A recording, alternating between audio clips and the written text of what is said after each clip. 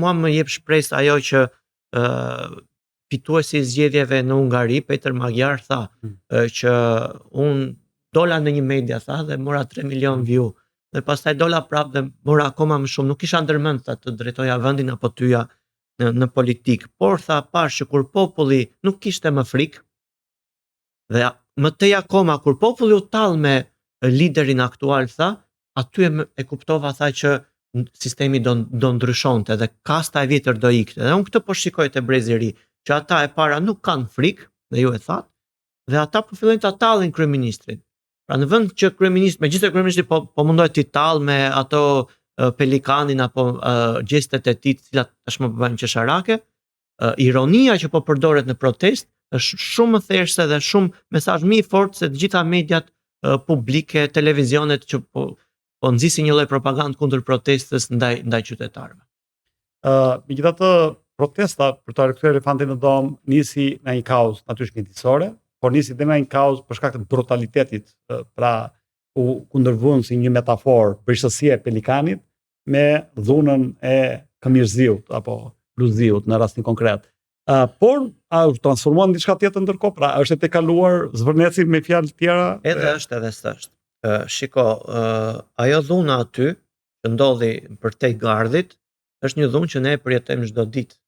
Edhe si qytetar, edhe në pallat, edhe në lagje, edhe në administrat, edhe në hapësirat tona të përbashkëta publike, ku i forti të tërheq zvar në kuptimin jo vetëm fizik, po edhe në kuptime të tjera. Kështu që ajo është akoma.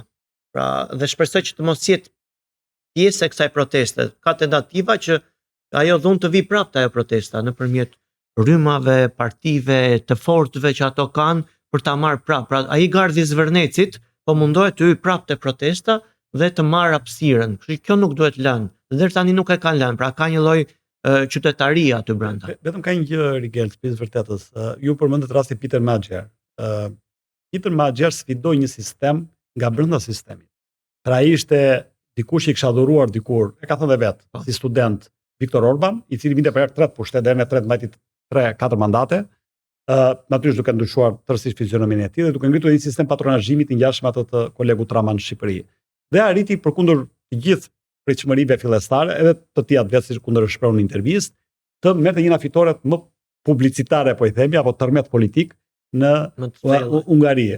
Por natyrisht siç e thash, duke sfiduar nga brenda sistemi, është një parti e qendrës së djathtë, në shumë nga qendrimet e tij politike, të politikës së jashtme, energjisë e tjera, është shumë i ngjashëm me partinë Fidesz, nga e cila ai ka dalë. Ndërkohë në Shqipëri nuk shohim një Peter Magyar, të themi, i cili ta sfidoi apo të marrë drejtimin e protestës. Si individ apo si grup.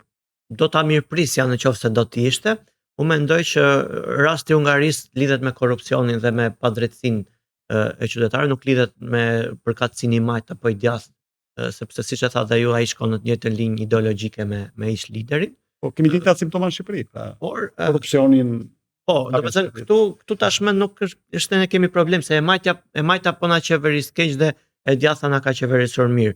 Ne e majta po na qeveris djathtas dhe e djathta ndoshta mund na qeveris majtas. Sepse nuk Peter Magyar në Shqipëri do ishte dikush i dilte nga Partia Socialiste dhe to arrinte të popullin e majtë socialiste. Shiko, unë mendoj që dhe Partia Socialiste mund të ketë brenda vetes njerëz të cilët kanë edhe mundësinë. Po pse nuk dalin, pse nuk flasin? Edhe mund të dalin. Mund të dalin dhe brenda PD-s. Unë jam i këtij mendimi që në këtë protestë, nëse rrëzohet Berisha, rrëzohet dhe Rama. Nëse rrëzohet Rama, rrëzohet dhe Berisha. Dhe mund të vijë nga brenda tyre. Mund të vijë nga SPAK, mund të vijë nga protesta. Po më e mundshme është të vijë nga brenda tyre.